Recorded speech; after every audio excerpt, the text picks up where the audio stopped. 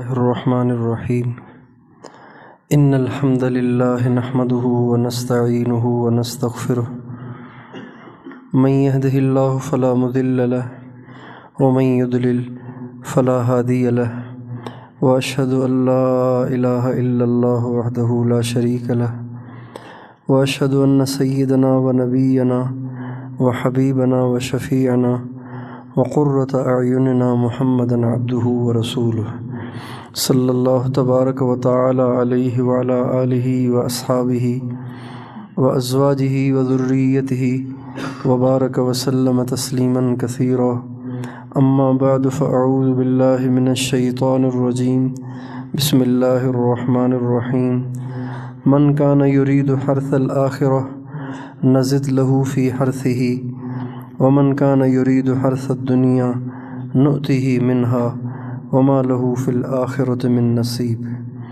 وقال تعالی تلك الدار الآخرة نجعلها للذین لا يريدون علوا في الأرض ولا فسادا سبحان ربك رب العزة عما يصفون وسلام على المرسلين والحمد لله رب العالمين اللهم صل على سيدنا محمد وعلى آل سيدنا محمد وبارك وسلم۔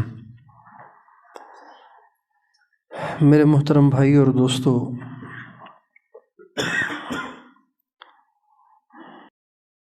عمل کرنا آسان ہے، لیکن اس عمل کا اللہ کے ہاں مقبول ہونا یہ مشکل کام ہے۔ ہمارے اکابر کا قول ہے کہ انسان کو عمل سے زیادہ عمل کے مقبول ہونے کی فکر ہونی چاہیے۔ اگر ایک آدمی بہت بڑا عمل کر رہا ہے لیکن وہ اللہ کے ہاں مقبول ہی نہیں ہے تو اس کے عمل کا کوئی فائدہ ہی نہیں ہے۔ لیکن چھوٹا سا عمل کر رہا ہے لیکن اللہ کے ہاں مقبول ہے تو یہ بہت بڑی بات ہے۔ کہتے ہیں کہ ایک عورت کی بیٹی کی شادی ہو رہی تھی تو بچیوں کو میک اپ کرتے ہیں نا، ان کو بناتے ہیں، خوبصورت کرتے ہیں۔ خاوند کے پاس پیش کرنے سے پہلے اس کا میک اپ ہوتا ہے۔ پتہ نہیں یہاں کیا رواج ہے، ہمارے ہاں 50 ہزار روپے میک اپ پہ خرچ کیے جاتے ہیں۔ تو اس کی بچی بہت خوبصورت لگ رہی تھی، تو کسی عورت نے اس دلہن کی ماں سے کہا، بہن آپ کی بیٹی بہت خوبصورت لگ رہی ہے، بہت اچھی لگ رہی ہے۔ تو اس عورت کی آنکھوں میں آنسو آ گئے۔ اس نے کہا، بہن خوبصورت تب ہے جب دولہے کو اچھی لگے۔ سمجھ گئے ہیں؟ خوبصورت تب ہے جب دولہے کو اچھی لگے۔ اتنی اچھی لگ رہی ہے کہ سارے اس کی تعریف کر رہے ہیں، لیکن دولہے کو اچھی نہ لگی تو پھر اس کے حسن کا کیا فائدہ ہوا؟ تو عمل کا مقبول ہونا یہ مقصود ہے کہ عمل اللہ کے ہاں مقبول ہو۔ ہمارا پڑھنا اللہ کو پسند آ جائے، ہمارا پڑھانا اللہ کو پسند آ جائے، ہمارے خطابات اللہ کو پسند آ جائیں، ہماری جد و جہد اللہ کو پسند آ جائے، ہمارا جہاد اللہ کو پسند آ جائے، ہماری تبلیغ اللہ کو پسند آ جائے، ہماری امامت اور خطابت اللہ کو پسند آ جائے، یہ سب سے زیادہ قابل فکر چیز ہے۔ حضرت شیخ الہند رحمۃ اللہ علیہ مالٹا میں تھے، جیل میں۔ حضرت مدنی بھی ان کے ساتھ تھے، تو وہ بہت سخت سزائیں دیتے تھے۔ انگریز جو تھے وہاں پر بہت سخت سزائیں دیتے تھے۔ حضرت شیخ الہند رحمۃ اللہ علیہ کے جب انتقال کا وقت آیا تو ان کے جسم پہ نشانات تھے۔ تو کسی نے حضرت مدنی سے پوچھا کہ جب ہم نے حضرت شیخ الہند کو غسل دیا تو ان کے جسم پہ بہت نشانات تھے، وہ کس چیز کے تھے؟ چونکہ یہ ان کے خادم خاص تھے، ان کے رازدار تھے،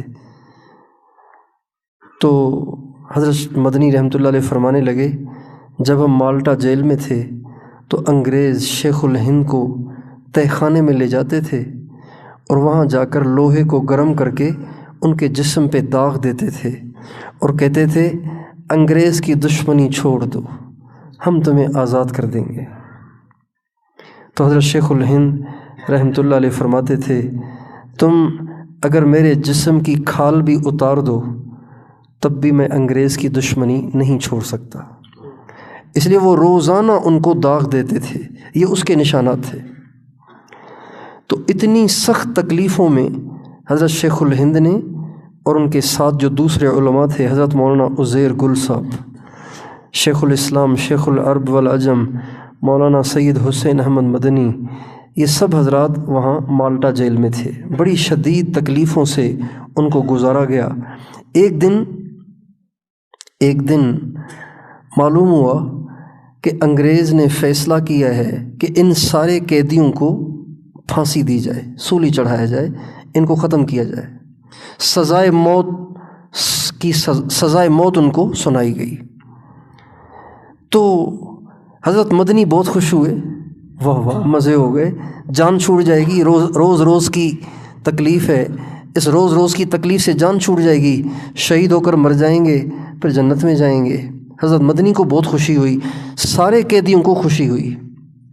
حضرت مدنی بھاگے بھاگے اپنے استاد محترم، اپنے مخدوم مکرم حضرت شیخ الہند رحمۃ اللہ علیہ کی خدمت میں آئے، کہ حضرت آپ کو پتہ ہے ہمارے بارے میں سزائے موت کا فیصلہ ہوا ہے؟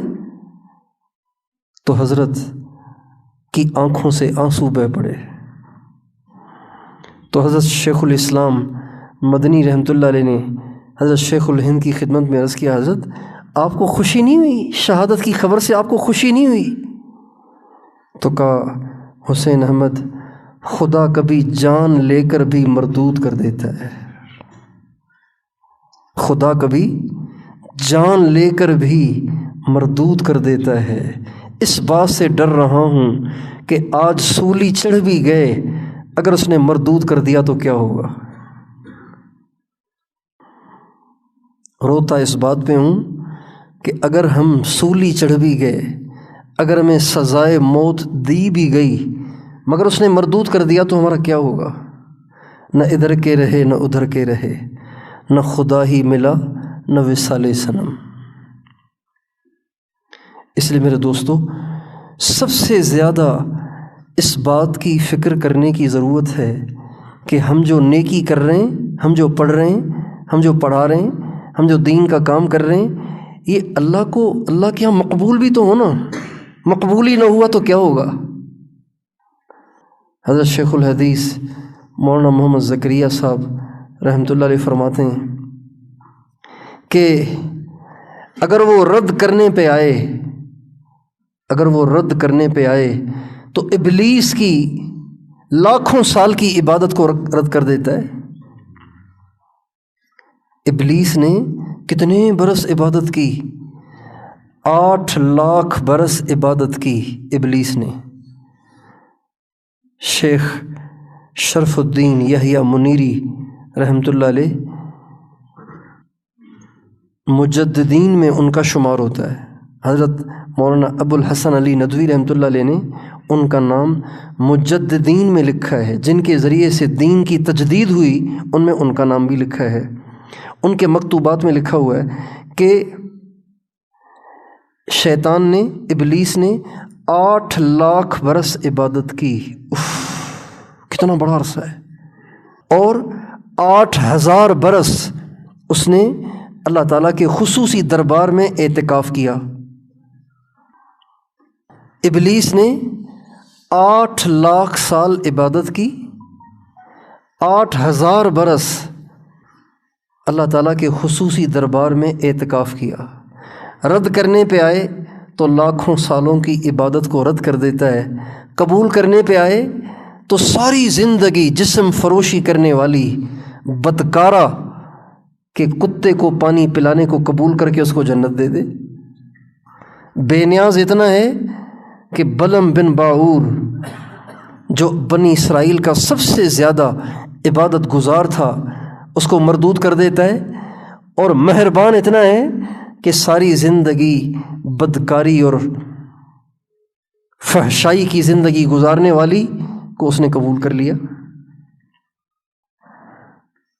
اس لیے ہمارے اکابر ہمیشہ اس بات سے لرزاں رہتے تھے، ترساں رہتے تھے، پتہ نہیں مقبول ہیں یا مردود ہیں، پتہ نہیں مقبول ہیں یا مردود ہیں۔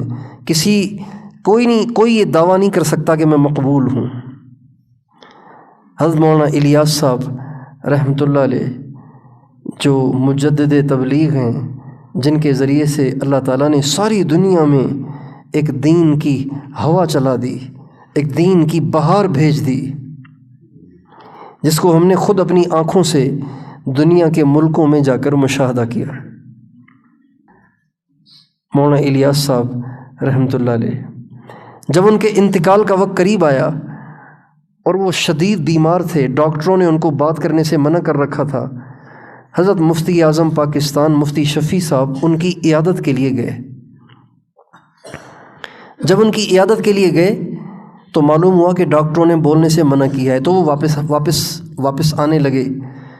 حضرت مولانا الیاس صاحب کو کسی طریقے سے پتہ چل گیا کہ مفتی شفیع صاحب آئے تھے، تو فرمایا جلدی سے ان کو بلاؤ۔ چنانچہ ان کو بلایا گیا تو کہا مفتی صاحب آپ چلے کیوں گئے؟ کہا جی آپ کو ڈاکٹروں نے بولنے سے منع کیا ہے۔ کہا نہیں کیا مجھے ڈاکٹروں نے منع بولنے سے۔ پھر فرمانے لگے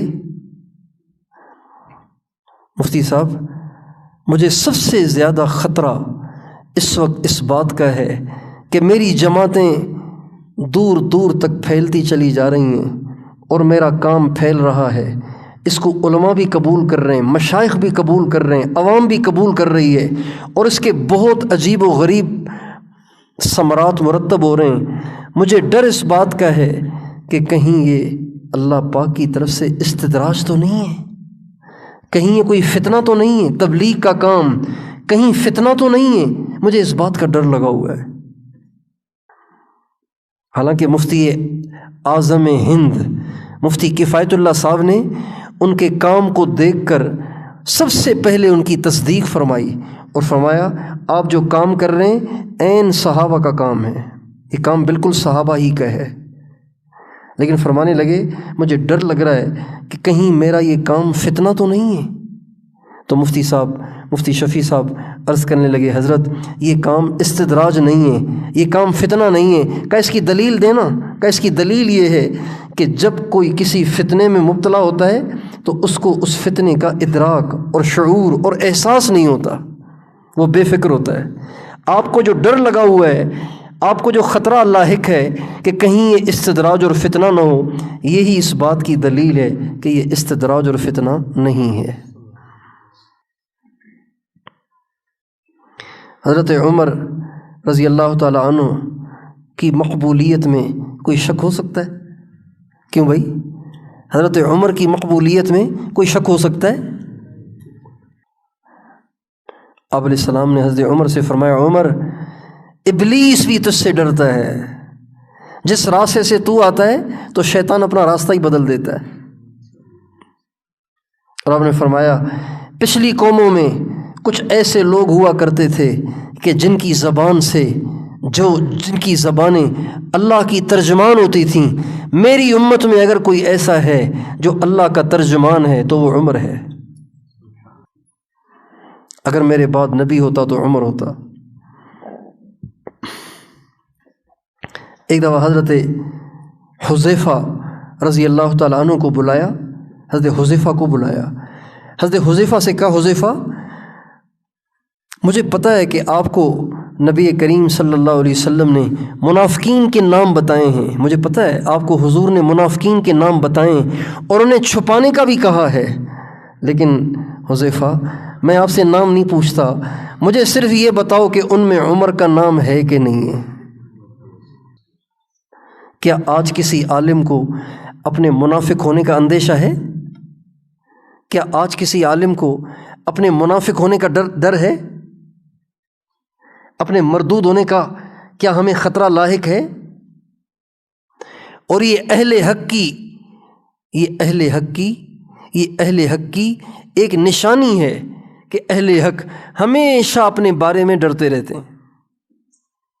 اہل حق کبھی دعوے نہیں کرتے، اہل حق کبھی اتراتے نہیں ہیں، اہل حق کبھی اپنی ذات پر مطمئن نہیں ہوتے، ہمیشہ ڈرتے رہتے ہیں۔ یہ اہل حق کی نشانی ہے۔ جو اپنے آپ کو مطمئن پائے، یہی اس بات کی دلیل ہے کہ وہ فتنے میں مبتلا ہے۔ جو اپنی تدریس پہ مطمئن ہے، جو اپنی تحدیث پہ مطمئن ہے، جو اپنی تبلیغ پر مطمئن ہے، جو اپنے جہاد پہ مطمئن ہے، جو اپنی سیاست پر مطمئن ہے، جو اپنی تہجد پہ مطمئن ہے، جو اپنی نمازوں پہ مطمئن ہے، جو اپنے ذکر اور مراقبے پہ مطمئن ہے، یہی اس بات کی دلیل ہے کہ وہ بیچارہ نفس کے پھندے میں آ چکا ہے۔ شیطان نے اس کو جکڑ لیا ہے، نفس نے اس کو اپنے نرغے میں لے لیا ہے۔ یخافون یوما تتقلب فیہ القلوب والابصار، یہ مومنین کے بارے میں ہے۔ یخافون یوما تتقلب فیہ القلوب والابصار، ڈرتے رہتے ہیں کہ کیا ہوگا۔ اس لیے میرے دوستو، عمل سے زیادہ عمل کے مقبول ہونے کی فکر رہنی چاہیے۔ ہر آن ہر گھڑی اس بات کا خطرہ لاحق ہونا چاہیے کہ کہیں اللہ مردود نہ کر دے، کہیں اللہ محروم نہ کر دے، کہیں اللہ ناراض نہ ہو جائے۔ آپ بتائیے، کیا نبی کریم صلی اللہ علیہ وسلم سے اللہ کا ناراض ہونا ممکن ہے؟ کیا اس بات کا کوئی خدشہ ہے کہ اللہ ہمارے نبی سے ناراض ہو جائیں؟ اس کا کوئی خدشہ ہے؟ اما عائشہ رضی اللہ عنہ فرماتی ہیں، ایک رات کو میرے پہلو میں حضور نہیں تھے، تو میں نے سوچا حضور کہاں چلے گئے، تو میں نے ذرا اندھیرا تھا تو میں نے ہاتھ مارا تو میرا ہاتھ حضور کے پاؤں پہ لگا، جس سے مجھے اندازہ ہوا کہ حضور سجدے میں ہیں۔ متوجہ جو ہوئی تو مجھے ہلکی ہلکی آواز بھی آ رہی تھی کہ حضور کچھ پڑھ رہے ہیں، سجدے میں ہیں اور کچھ پڑھ رہے ہیں۔ کہتی ہے میں نے کان لگایا تو نبی کریم صلی اللہ علیہ وسلم سجدے میں سر رکھ کر تہجد کے وقت میں، رات کے اندھیرے میں اللہ کے محبوب ہو کر سجدے میں سر رکھ کے دعا کر رہے ہیں، اللہم انی اعوذ برضاک من سخطک وبمعافاتک من عقوبتک، اے اللہ تجھے تیری رضا کا واسطہ مجھ سے ناراض نہ ہونا، کبھی ناراض نہ ہونا میرے سے۔ طائف میں پتھر لگے، طائف میں ہمارے نبی کو پتھر لگے، آپ لہو لہاں ہو گئے اور بے ہوش ہو کے گر گئے۔ حضرت زید بن حارثہ نے آپ کو اٹھایا اور اٹھا کے آ کر ایک باغ میں لٹایا، وہ عتبہ اور شیبہ کا تھا۔ آپ کو ہوش آیا، آپ نے وضو کیا، 2 رکعت نماز پڑھی اور دعا کیا کی، ان لم یکن لک علی غضب فلا ابالی وَلَكَ الْعُتْبَى حَتَّى تَرْضَى، اے اللہ اگر یہ پتھر مجھے اس لیے مارے گئے ہیں کہ تو مجھ سے ناراض ہے تو میں تیری منت کرتا ہوں مجھ سے راضی ہو جا، اور اگر تو مجھ سے ناراض نہیں ہے تو مجھے ان پتھروں کی کوئی پرواہ نہیں ہے۔ طائف میں لہو لہاں ہونے کے بعد بھی اس بات کا خدشہ ہے کہ کہیں اللہ ناراض تو نہیں ہے، کہیں اللہ ناراض تو نہیں ہے۔ میرے دوستو، آج عام طور پر دیندار طبقہ، اہل علم اور دیندار طبقہ اپنی نیکی پر مطمئن ہے۔ ہمارے اکابر ایسے نہیں تھے، ہمارے اکابر ایسے نہیں تھے، ہمارے اکابر ہمیشہ لرزاں اور ترساں رہتے تھے۔ ہمارے حاجی عبدالوہاب صاحب تبلیغ کے جو امیر تھے، اللہ تعالیٰ نے ان سے بہت دین کا کام لیا۔ اللہ پہ توکل، اللہ پہ بھروسہ، اللہ پہ یقین ایسا تھا کہ بے مثال تھا۔ بادشاہ بھی ان کے سامنے بولتے ہوئے گھبراتے تھے۔ تو ایک دفعہ فرمانے لگے، یار آج کل مجھے بہت ڈر لگتا ہے کہ مرنے کے بعد میرا کیا ہوگا۔ آج کل مجھے بہت ڈر لگتا ہے کہ مرنے کے بعد میرا کیا ہوگا۔ فرمانے لگے، ایک دفعہ مولانا یوسف صاحب کاندھیلوی جنہوں نے حیات الصحابہ لکھی ہے، مولانا الیاس صاحب کے بیٹے، ایک دفعہ وہ رائے تشریف لائے تو وہ تالاب پہ وضو کر رہے تھے، تالاب پر وضو کر رہے تھے، تو میری طرف دیکھ کے فرمانے لگے عبد الوہاب ہمارا کیا بنے گا، عبد الوہاب ہمارا کیا بنے گا۔ حضرت عمر کے جب دنیا سے جانے کا وقت آیا تو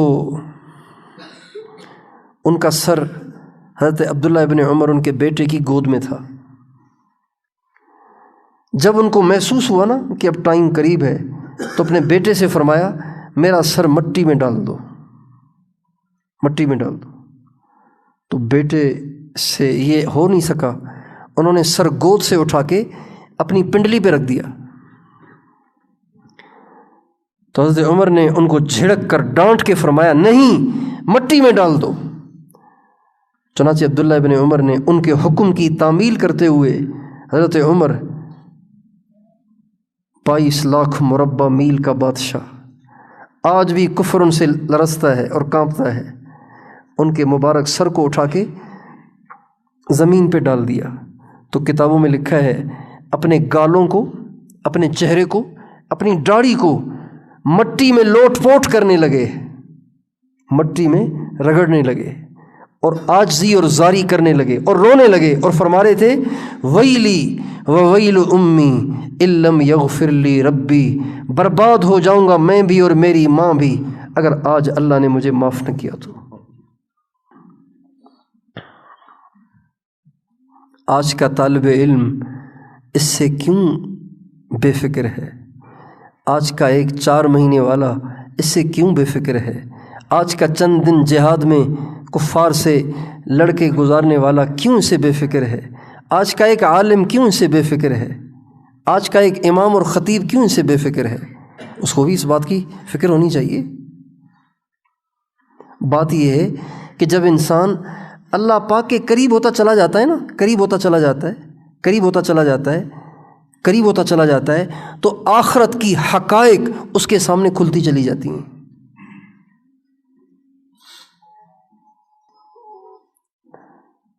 جتنا انسان قریب جائے گا اتنا اس پہ حقائق منکشف ہوں گے، جتنا اللہ کے قریب جائے گا اتنی اللہ کی بڑائی اس کے سامنے آئے گی، جہنم اس کے سامنے آئے گی، جنت اس کے سامنے آئے گی، آخرت اس کے سامنے آئے گی، اور جتنا اللہ سے دور ہوگا اتنی یہ چیزیں اوجھل ہوتی جائیں گی، اوجھل ہوتی جائیں گی۔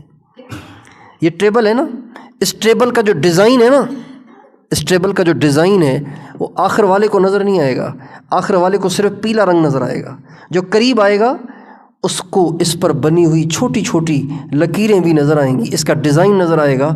جب انسان اللہ کے قریب ہوتا چلا جاتا ہے اللہ کی ہیبت سے اس کا دل پارا پارا ہوتا رہتا ہے، اللہ کے قریب ہوتا رہتا ہے، جہنم کو یاد کر کر کے اس کا بلڈ پریشر لو ہوتا رہتا ہے، اس کی شوگر لو ہوتی رہتی ہے۔ جیسے آج کل لوگوں کی شوگر اور بلڈ پریشر کیوں لو ہوتے ہیں؟ دنیا کی ٹینشن کی وجہ سے۔ اسی طرح جب انسان اللہ کے قریب ہوتا چلا جاتا ہے اللہ کی عظمت سے اس کے ہوش اڑ جاتے ہیں، اس کو نیند نہیں آتی۔ تتجافى جنوبهم عن المضاجع يدعون ربهم خوفا وطمعا، ان کے پہلو خواب گاؤں سے الگ رہتے ہیں، انہیں نیند ہی نہیں آتی اور وہ اپنے رب کو پکارتے رہتے ہیں۔ انما المؤمنون الذين اذا ذكر الله وجلت قلوبهم، ایمان والے صرف اور صرف وہ ہیں کہ اللہ کا نام سن کے وہ لرز جاتے ہیں، کانپ جاتے ہیں۔ اما عائشہ صدیقہ رضی اللہ عنہا کو ان کے بھانجے نے دیکھا، صبح سویرے ان کا بھانجا ان کے گھر آیا اور دیکھا کہ اما عائشہ نماز پڑھ رہی ہیں اور قرآن پاک کی تلاوت بھی کر رہی ہیں، اور قرآن پاک کی تلاوت کرتے کرتے ایک آیت آ گئی ہے جس کو پڑھتی چلی جا رہی ہیں اور روتی چلی جا رہی ہیں، پڑھتی چلی جا رہی ہیں، روتی چلی جا رہی ہیں۔ وَإِن مِّنكُمْ إِلَّا وَارِدُهَا وَإِن مِّنكُمْ إِلَّا وَارِدُهَا كَانَ عَلَىٰ رَبِّكَ حَتْمًا مَّقْضِيًّا۔ اس کو پڑھ رہی ہیں رو رہی ہیں، پڑھ رہی ہیں رو رہی ہیں، پڑھ رہی ہیں رو رہی ہیں۔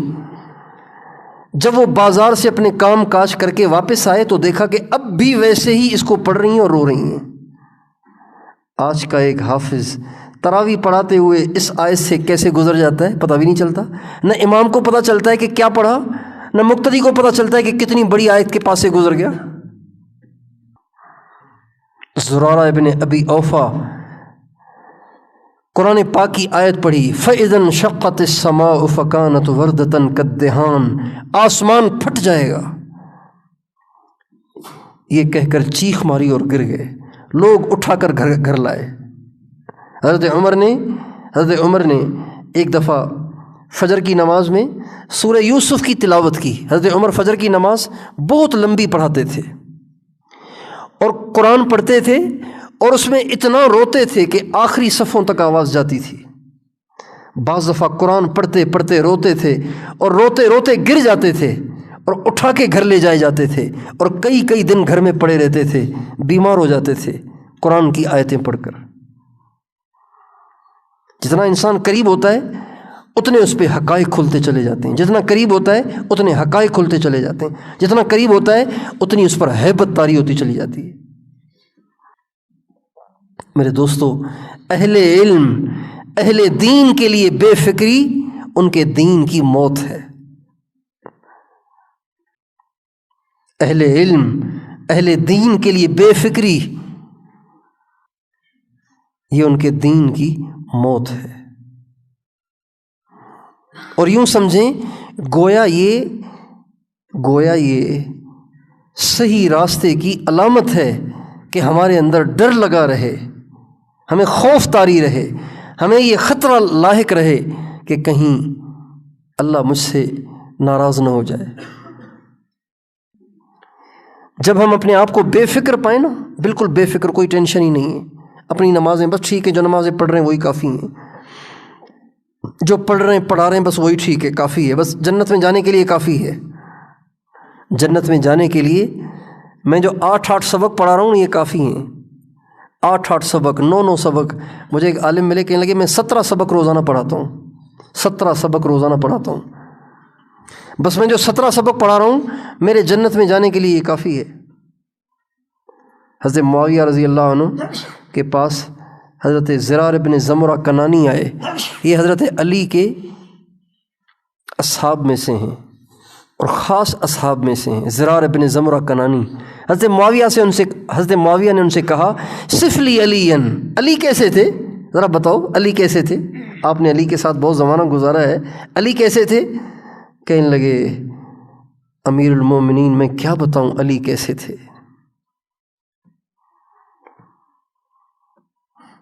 آپ اسی سے اندازہ لگائیں کہ وہ کیسے تھے کہ ایک رات کو میں نے اندھیرے میں دیکھا کہ وہ مسجد کے محراب میں بیٹھے ہوئے تھے اور اپنی داڑھی کو اپنی مٹھی سے پکڑا ہوا تھا، اپنی داڑھی کو اپنی مٹھی سے پکڑا ہوا تھا، یتململ تململ السلیم ویبکی بکاء الحزین، ایسے تڑپ رہے تھے جیسے بچھو نے ڈس دیا ہو، اور ایسے رو رہے تھے جیسے غموں کا مارا روتا ہے، اور کہہ رہے تھے آہ آہ من قلت الزاد وبعد السفر ووحشت الطریق، ہائے ہائے سفر بہت لمبا اور راستہ تاریک ہے اور توشہ میرے پاس بہت تھوڑا ہے۔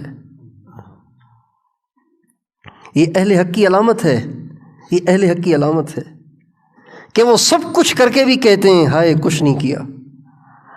یہ اہل حق کی علامت ہے کہ وہ سب کچھ کر لیتے ہیں پھر بھی کہتے ہیں ہائے کچھ نہیں ہوا۔ جان دی ہوئی اسی کی تھی، حق تو یہ ہے کہ حق ادا نہ ہوا۔ وہ سب کچھ دے کر بھی کہتے ہیں کچھ بھی نہیں ہوا۔ حضرت امام اعظم ابو حنیفہ رحمۃ اللہ علیہ جب حج پہ تشریف لے گئے تو کسی نے دیکھا کہ بیت اللہ کے پردے سے چمٹے ہوئے ہیں، بیت اللہ کے کعبے کے پردے سے چمٹے ہوئے ہیں اور رو رہے ہیں۔ امام اعظم امام المسلمین 40 برس عشاء کے وضو سے فجر کی نماز پڑھی، 40 برس عشاء کے وضو سے فجر کی نماز پڑھی، بیت اللہ کے پردے سے چمٹے ہوئے ہیں اور رو رہے ہیں، اور پتہ کیا کہہ رہے ہیں؟ یا ربنا ما عبدناک حق عبادتک وما عرفناک حق معرفتک، اے اللہ ہم تجھے پہچان ہی نہ سکے، معاف کر دے۔ اے اللہ آپ کی عبادت کا حق ادا نہ ہوا، معاف کر دے۔ یہ اہل حق کی پہچان ہے۔ حضرت پیران پیر غوث اعظم شیخ عبد القادر جیلانی رحمۃ اللہ علیہ کو شیخ سعدی کہتے ہیں میں نے ان کی بیت اللہ میں زیارت کی۔ شیخ سعدی کہتے ہیں میں نے بیت اللہ میں ان کی زیارت کی۔ حج کا موقع تھا تو پہلے زمانے میں یہ جو بیت اللہ کا طواف ہے نا، بیت اللہ کا جو مطاف ہے، اس میں فرش نہیں تھا، اس میں کنکریاں بچھی ہوتی تھی، پتھریاں، چھوٹی چھوٹی پتھریاں بچھی ہوئی تھیں تاکہ بارش ہو تو کیچڑ نہ ہو، پتھریاں بچھاتے تھے۔ تو کہتے ہیں میں نے بیت اللہ کے مطاف میں کنکریوں پہ سر رکھ کر غوث اعظم کو روتے دیکھا ہے۔ غوث اعظم کو،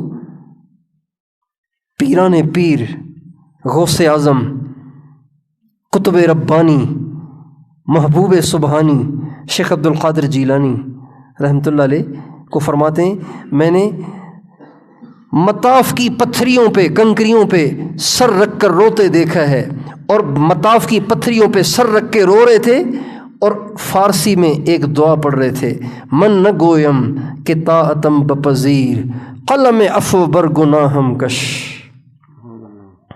اے اللہ میں نہیں کہتا ہوں کہ میری طاعت کو قبول کر، میرے پاس ہے ہی نہیں طاعت جس کی قبولیت کا میں سوال کروں، بس میری درخواست ہے کہ میرے گناہوں پہ قلم پھیر دے۔ میرے دوستو، اللہ پاک جو کچھ ہم کر رہے ہیں نا، جو کچھ ہم کر رہے ہیں یہ خود نہیں کر رہے ہیں، اللہ کرواتا ہے۔ جو نیکی کر رہا ہے، کوئی پڑھا رہا ہے، کوئی پڑھ رہا ہے، کوئی امامت کر رہا ہے، کوئی خطابت کر رہا ہے، کوئی اور دین کا کام کر رہا ہے، جو کر رہا ہے یہ خود نہیں کر رہا، اللہ کروا رہا ہے۔ اللہ جب چاہے گا واپس لے لے گا، اللہ واپس لے لیتا ہے۔ میں نے مغرب سے عصر سے پہلے بھی واقعہ سنا ہے نا ابو عبداللہ اندلسی کا، اللہ جب چاہے واپس لے لے۔ اس لیے ہمیشہ ڈرنا چاہیے اللہ واپس نہ لے لے، اللہ محروم نہ کر دے، اللہ مردود نہ کر دے۔ اور نیکی پتہ ہے کب قبول ہوتی ہے؟ نیکی کی قبولیت کی نشانی جو مشائخ نے لکھی ہے، نیکی کی قبولیت کی نشانی یہ ہے کہ انسان کو اپنی نیکی حقیر نظر آئے، یہ اس نیکی کے قبول ہونے کی علامت ہے۔ جب انسان کو یہ محسوس ہونا کہ میں بہت بڑا تیر مار رہا ہوں، بہت بڑا کمال کر رہا ہوں، سمجھ جائے کہ یہ نیکی اللہ کے ہاں مردود ہو گئی، اللہ یہ کہ استغفار کرے۔ ذوالنون مصری رحمۃ اللہ علیہ حج کے موقع پر عرفات میں بیٹھے ہوئے تھے۔ عرفات میں کسی نے کہا بہت بڑے بزرگ ہیں، کچھ پتہ چل رہا ہے آپ کو کہ یہ جو حاجی اتنی دیر سے اللہ کے سامنے رو دھو رہے ہیں اور آسمان تلے بیٹھے ہوئے ہیں، ان کے ساتھ کیا ہوا؟ اللہ والوں کو پتہ چل جاتا ہے نا، بعض دفعہ اللہ والوں کو اللہ بتا دیتا ہے کہ نیکیاں قبول ہو رہی ہیں نہیں ہو رہی ہیں، اور جو مانگ رہا ہے اس کے بارے میں اللہ کے ہاں کیا معاملہ ہوا۔ تو کسی نے پوچھا کہ حضرت یہ جو اتنے سارے لوگ عرفات میں بیٹھے ہوئے ہیں، آپ فرمائیں گے کچھ کہ ان کے ساتھ کیا ہوا؟ تو فرمانے لگے اگر آج عرفات میں میں نہ ہوتا تو ان سب کا حج قبول ہو جاتا۔ میں تو یہی سمجھتا ہوں کہ اگر آج میں یہاں نہ ہوتا تو ان سب کا حج قبول ہو جاتا۔ مجھے اس بات کا ڈر لگا ہوا ہے کہ کہیں میری وجہ سے بیچارے یہ بھی نہ مردود ہو جائیں۔ اس لیے میرے دوستو، ہمیشہ اپنی نیکی کو چھوٹا سمجھا جائے، ہمیشہ اپنی قربانی کو حقیر جانا جائے، ہمیشہ اپنے عمل کو حقیر جانا جائے۔ جب انسان اپنی نیکی کے کیڑے خود نکالتا ہے نا تو وہ عجب میں مبتلا نہیں ہوتا۔ پھر اپنی نیکی کے کیڑے خود نکالنا، ہماری عادت ہے اوروں کے کیڑے نکالنا، یہ بے دینی ہے۔ اپنے کیڑے نکالنا یہ دین ہے۔ اوروں کے کیڑے نکالنا اللہ سے دوری کا باعث ہے، اپنے کیڑے نکالنا اللہ کے قریب ہونے کا باعث ہے۔ اللہ مردود نہ کر دے، اللہ محروم نہ کر دے، اللہ ناراض نہ ہو جائے۔ اور یہ جو کیفیت ہے نا، یہ کیفیت سب کچھ کر کے بھی کچھ محسوس نہ کرنا، سب کچھ کر کے بھی اپنے آپ کو سب سے حقیر گرا پڑا اور ذلیل اور حقیر جاننا، یہ کیفیت اہل اللہ کی صحبت کے بغیر حاصل نہیں ہوتی۔ اگر اہل اللہ کی صحبت کے بغیر انسان نیکی کرے گا تو وہ نیکی اس میں گھمنڈ پیدا کرے گی۔ اہل اللہ کی صحبت کے بغیر جو نیکی کی جاتی ہے نا، وہ نیکی انسان میں گھمنڈ پیدا کر دیتی ہے، اور اہل اللہ کی صحبت کی برکت سے اللہ تعالیٰ انسان کو عجب سے محفوظ رکھتے ہیں۔ اور عجب اتنی بری بیماری ہے کہ جس کی وجہ سے انسان اللہ کی نصرت اور مدد سے محروم ہو جاتا ہے۔ وَيَوْمَ حُنَيْنٍ إِذْ أَعْجَبَتْكُمْ كَثْرَتُكُمْ فَلَمْ تُغْنِ عَنْكُمْ شَيْئًا وَضَاقَتْ عَلَيْكُمُ الْأَرْضُ بِمَا رَحُبَتْ ثُمَّ وَلَّيْتُمْ مُدْبِرِينَ۔ اللہ تعالیٰ صحابہ سے کہتے ہیں تمہیں عجب ہوا تھا نا حنین کے دن، پھر دیکھو نا کیا ہوا، کتنا مارا کفار نے تمہیں، اور سارے صحابہ میدان چھوڑ گئے اور حضور اکیلے رہ گئے۔ اس لیے میرے دوستو، اہل اللہ کی جو صحبت ہے وہ ہم سب کی ضرورت ہے۔ اس کے بغیر ہم صراط مستقیم پہ جم ہی نہیں پائیں گے۔ جب انسان صحبت اختیار کرتا ہے، اللہ تعالیٰ اس صحبت کی برکت سے اس کے دل میں ایک نور پیدا کر دیتے ہیں، جس نور کی وجہ سے اس کا خاتمہ اچھا ہو جاتا ہے۔ وہ جو حدیث میں آتا ہے نا، ہم القوم لا یشقی بہم جلیسہم، ہم القوم لا یشقی بہم جلیسہم، یہ وہ لوگ ہیں جن کے ساتھ کوئی بیٹھ جائے تو پھر وہ کلمے سے محروم نہیں ہو سکتا۔ یشقی سے مراد ایمان سے محرومی ہے۔ وہ لوگ ہیں جن کے ساتھ کوئی بیٹھ جائے تو پھر وہ ایمان سے محروم نہیں ہوتا۔ حضرت تھانوی رحمۃ اللہ علیہ سے پوچھا حضرت خواجہ عزیز الحسن مجذوب رحمۃ اللہ علیہ نے کہ حضرت یہ جو مولانا روم رحمۃ اللہ علیہ نے کہا ہے یک زمانہ صحبت با اولیاء بہتر از 100 سالہ طاعت بیریا، کہ اہل اللہ کے ساتھ ایک گھڑی کی صحبت 100 سال کی عبادت سے بہتر ہے، تو یہ سمجھ میں نہیں آ رہا کیا مطلب ہے اس کا۔ 100 سال کی عبادت کے برابر کیسے ہو جائے گی اہل اللہ کے ساتھ صحبت میں گزری ہوئی ایک گھڑی؟ تو حضرت تھانوی رحمۃ اللہ علیہ نے فرمایا خواجہ صاحب اگر یہاں 1,00,000 سال بھی ہوتا نا تب بھی یہ بات ٹھیک تھی۔ کہ وہ کیسے؟ کہ وہ ایسے کہ عبادت چاہے انسان کتنی بھی کر لے لیکن اس کی کوئی گارنٹی نہیں کہ ایمان پر مرے گا، اس کی کوئی گارنٹی نہیں۔ بلم بن باور نے کتنی عبادت کی؟ بلم بن باور نے کتنی عبادت کی؟ فَمَثَلُهُ كَمَثَلِ الْكَلْبِ إِن تَحْمِلْ عَلَيْهِ يَلْهَثْ أَوْ تَتْرُكُهُ يَلْهَثْ۔ یہ بلم بن باور اتنا بڑا عبادت گزار تھا بنی اسرائیل کا، مردود ہو گیا، ابلیس خود مردود ہوا۔ تو فرمانے لگے عبادت چاہے کتنی بھی انسان کر لے لیکن اس بات کی کوئی گارنٹی نہیں کہ یہ کلمے پر ہی مرے گا، ایمان پر ہی مرے گا، لیکن اہل اللہ کی صحبت میں بیٹھ کر اللہ تعالیٰ انسان کے دل میں ایک ایسا نور پیدا کر دیتے ہیں کہ جس سے اس کے ایمان کی حفاظت ہو جاتی ہے۔ چنانچہ ایک واقعہ لکھا ہے کہ حضرت مولانا محمد قاسم صاحب نانوتوی رحمۃ اللہ علیہ کے پڑوس میں ایک ہندو رہتا تھا، وہ مر گیا۔ تو مولانا قاسم نانوتوی نے کچھ عرصے کے بعد اس کو خواب میں دیکھا کہ وہ جنت میں گھوم رہا ہے۔ تو اس ہندو سے کہا کہ آپ جنت میں کیسے آ گئے؟ آپ تو ہندو نہیں تھے، تو آپ جنت میں کیسے آ گئے؟ کہا حضرت آپ کی صحبت میں آتا تھا، آپ کے پاس کچھ وقت گزار لیتا تھا، وہ چند لمحے جو آپ کی صحبت میں گزرے اللہ پاک کو ایسے پسند آ گئے کہ مرتے وقت میری زبان پہ کلمہ جاری ہو گیا۔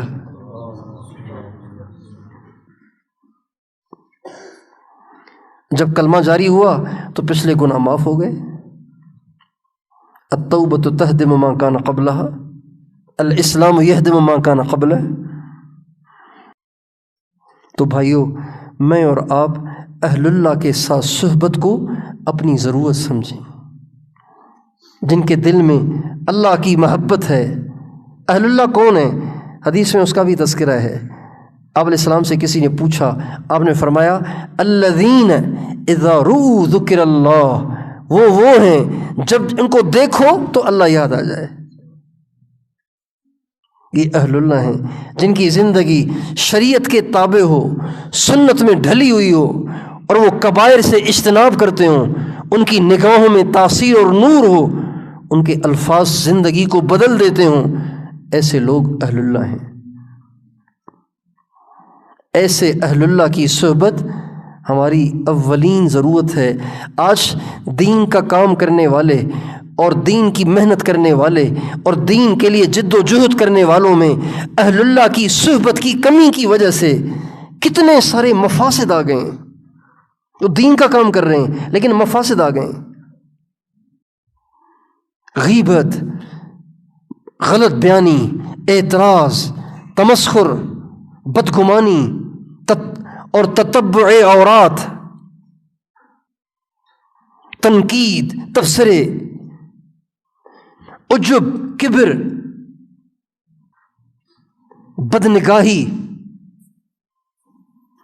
یہ سب مفاسد آ گئے ہیں صرف اہل اللہ کی صحبت کو اختیار نہ کرنے کی وجہ سے۔ حضرت حکیم الامہ مولانا اشرف علی صاحب تھانوی رحمۃ اللہ علیہ فرماتے ہیں، اپنے زمانے میں فرماتے ہیں، میرے نزدیک آج کے دور میں صحبت اہل اللہ فرض عین ہے۔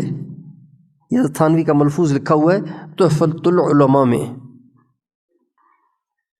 میرے نزدیک آج کے زمانے میں صحبت اہل اللہ فرض عین ہے۔ اور فرماتے ہیں کہ جو عالم مدرسے میں 8-9 سال پڑھتا ہے درس نظامی کو، اور فارغ ہونے کے بعد کسی خانقاہ میں جا کر کسی اللہ والے سے اپنا تزکیہ نہیں کرواتا، اپنے قلب کی اصلاح نہیں کرواتا، اس کی مثال اس شخص کی سی ہے جو وضو کرتا رہتا ہے، نماز نہیں پڑھتا، صرف وضو کرتا رہتا ہے۔ تو بھائی جو آدمی نماز نہ پڑھے صرف وضو کرتا رہے تو اس کو وضو پہ اجر ملے گا؟ نماز وضو پہ تو اجر ملتا ہے تبعا للصلاۃ، نماز کی وجہ سے، لیکن نماز تو پڑھے نہیں، صرف وضو کرتا رہے تو اس کا تو کوئی فائدہ نہیں ہوگا۔ حضرت تھانوی فرماتے ہیں اس کی مثال اس شخص کی سی ہے جو وضو تو کر رہا ہے لیکن نماز نہیں پڑھ رہا۔ یہ حضرت تھانوی فرماتے ہیں۔ اس لیے آپ سب دوستوں سے درخواست ہے کہ بھائیو، ہم اپنے بارے میں فکر مند رہیں، اپنی ذات کے بارے میں کبھی بے فکر نہ ہوں، ہمیشہ ڈرتے رہیں اللہ کیا ہوگا۔ نماز پڑھتا ہوں لیکن خشوع خضوع نہیں ہے۔ کتنی دفعہ ہم قرآن میں پڑھتے ہیں قد افلح المؤمنون الذین هم فی صلاتهم خاشعون والذین هم عن اللغو معرضون۔ کیا یہ دونوں باتیں ہم میں ہیں؟ کیا ہم لغو سے اعراض کرنے والے ہیں؟ کیا ہم نماز میں خاشع ہیں؟ اگر نہیں ہیں تو کون ہوگا پھر؟ جب طلبہ نہیں ہیں، علماء نہیں ہیں، تو پھر کون ہوگا؟ اور یہ بے حسی اس لیے آئی ہے کہ ہم اس کی فکر نہیں کرتے، ہم صرف پڑھتے ہیں، ہم اس کی فکر نہیں کرتے کہ میری زندگی میں یہ چیزیں کتنی ہیں۔ اس لیے اپنی ذات کی فکر بھی ضروری ہے۔ یہ اچھی بات ہے کہ آپ طلباء پہ محنت کرتے ہیں، طلباء کو پڑھاتے ہیں، اور یہ طلباء سارا دن تکرار کرتے ہیں، مطالعہ کرتے ہیں، سبق پڑھتے ہیں، یہ سب باتیں ٹھیک ہیں اور باعث اجر ہیں اور اللہ کے بہت قریب کرنے والی ہیں، لیکن اگر اپنے عمل کی فکر نہیں ہے تو دوستو پھر تو اللہ سے اور دوری ہوتی چلی جائے گی۔ تو آپ سارے بھائی اہل اللہ کی صحبت کو اپنی ضرورت سمجھیں گے نا انشاءاللہ، اہل اللہ کی صحبت اختیار کریں گے نا انشاءاللہ، اور ہر وقت ڈرتے رہیں، اللہ پاک سے ڈرتے رہیں۔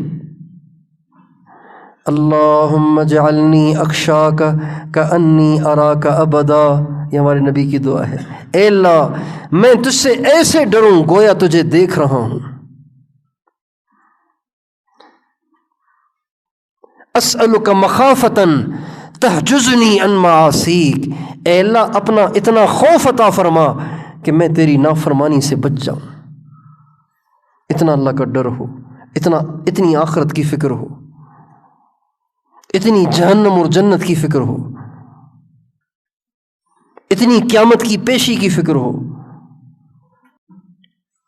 حضرت ابو درداء فرماتے ہیں مجھے بڑی اس بات کی پریشانی ہے کہ کہیں قیامت کے دن اللہ مجھے اپنے سامنے کھڑا کر کے یہ نہ پوچھے کہ ابو درداء جتنا تیرے پاس علم تھا اس پہ کتنا عمل کیا تھا، کہیں اللہ مجھ سے پوچھ نہ لے، مجھے بڑا ڈر لگتا ہے۔ حضرت ابو درداء اپنی ذات کے بارے میں پریشان رہنا، اپنی ذات کے بارے میں بے فکر نہ رہنا، اپنی ذات کی فکر لگی رہنا، یہ دلیل ہے کہ ہم صحیح جا رہے ہیں، اور یہ کیفیت پیدا ہوتی ہے اہل اللہ کی صحبت سے۔